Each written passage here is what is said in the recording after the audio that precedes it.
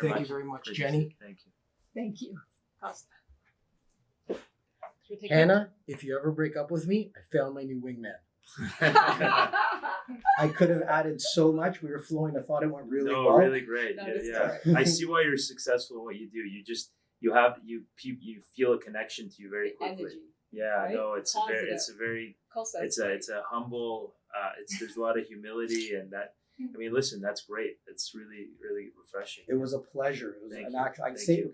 in our job we have to, For sure. put the face on and the mask and tell Yes. people it's a pleasure, but it was actually a Thank genuine you. pleasure. I'm looking forward to working. I already with you. warned It was you. I a do. pleasure actually for me listening. Yeah. Because I didn't interrupt once because I was enjoying how it was going. Yes. And I said to Jenny, look, I mean, we are old world, old school in that way, where when we do business, we take care of the people that, are partners with us. And so in terms of allocations and that kind of thing, Jenny knows that the groups that have made an investment in what we're doing and believe in it and are going to be a part of that, they're going to be well looked after. And, Emblem, there's no bureaucracy, right? I'm the founder. There's no, 28 partners. What I mean by that is if you need something, let us know. It gets done. We'll get it done, and let us know. We'll get, we'll have your back. We'll get it done.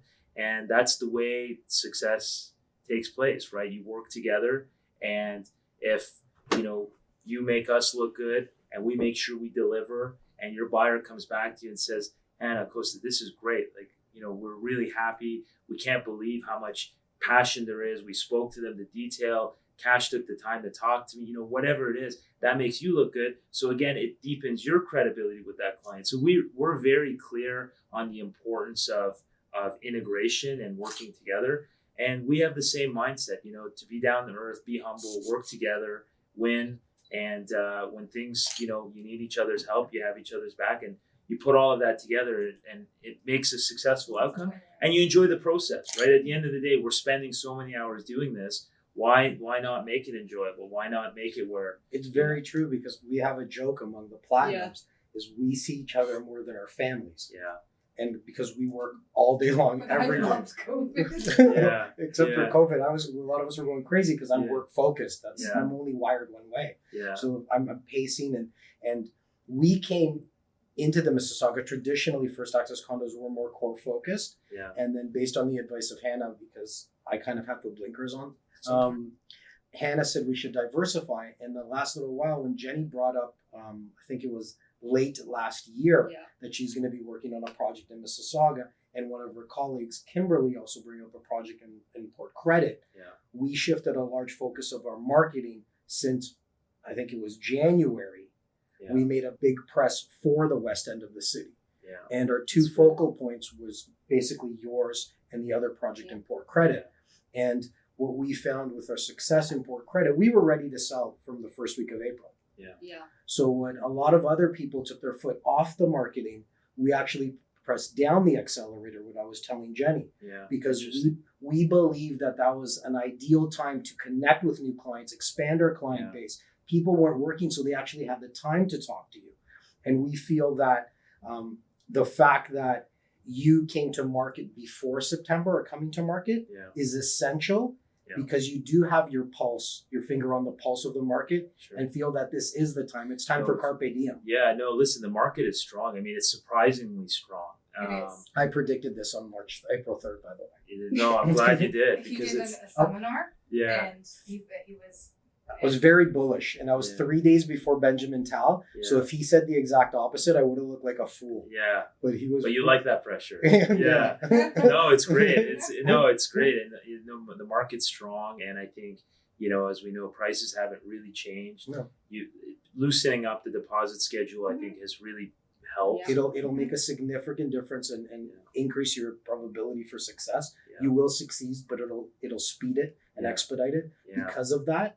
And what we found, sorry to interject, what we found from our previous launches that we've done since COVID is that the projects that have the flexibility deposit-wise, and this is again because of your financial backing, if you need to hit 75, 80% sold with 20% down, Yeah. those projects are finding a little difficulty Yeah. in comparison to We talk about pre-COVID. 199 Church. We're not naming any. We're not names. naming We're any just saying names. We did a lot of We projects. We did quite well there. We did well there. But Yeah. what I've noticed, and And again, because you have the capital behind you, then it makes sense Yes. that if you can loosen the deposit structure, and again, when you tell me that you were ready to build without selling a single unit, we had that lined up. you have the flexibility, and that'll really expedite success. I think. In some ways, we actually thought we should do that anyways, because the fact is, the prices generally are more later, right? So if you wait to sell and you sell later, you can get a higher price per square foot. And who knows, maybe in the future we do that and we disrupt sort of how it's done, right? But it's good for you and for your buyers to know that we're really considering doing that, and we still can. We have the capability of doing that. For And that- those that are reticent because they've seen or are unsure about projects that haven't come to fruition. Yeah. So because we still get asked that. Yeah, no, it's a good point, and I mean, I think that strength is present in everything we do. You know, even the building, like we didn't need to use all that stone and brick on the podium. I can't stand stucco. Yeah, it should, but I mean, I won't say any names, but there's a project that came out today, and that's all that it is, right?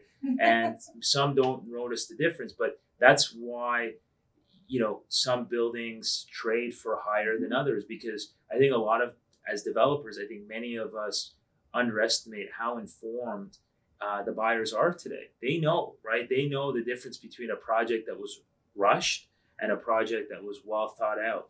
And so we're sticking to that discipline of making sure that it's well thought out, taking a long-term view, building with quality, because again, our capital is permanent. We're not raising money to do a building. It's there. So it's not a scenario where, okay, let's spend less on this building so we can do 2 buildings at the same time or 3 buildings at the same time, because we don't know if we can raise capital to do another building 3 months from now, 9 months from now, a year from now.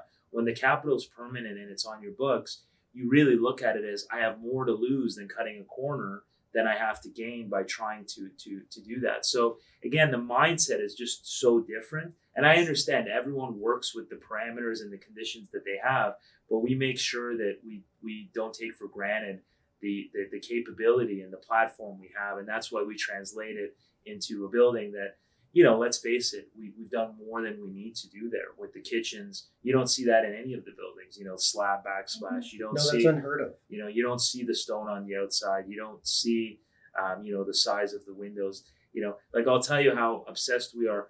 The flooring, did I mention this to you, the flooring? Yeah. They're in the sun, which is Yeah, the right thing to to do. see it oxidize Mhm. over Yeah. time, you know, because again, it comes from my passion in design. I want to look at a building that we've done 5 years from now and be able to say, you know what, it's timeless. And that's really what we're out to build. And those are, you know, again, those tend to be the products and the projects that do the best over the long period of time. And So you're building your brand Yeah. with this. This is the first masterpiece in a collection that you're planning to build for the GTA. Yeah. And I think that although others may tell you you're overbuilding, I don't think you can overbuild when it is your showpiece. yeah, I mean, we're going to make less, quite frankly, our profits are going to be less here than they would otherwise. And we would probably still sell the building, and we could probably sell it at even a lower price if we did that. But again, then we just become like everything else. No.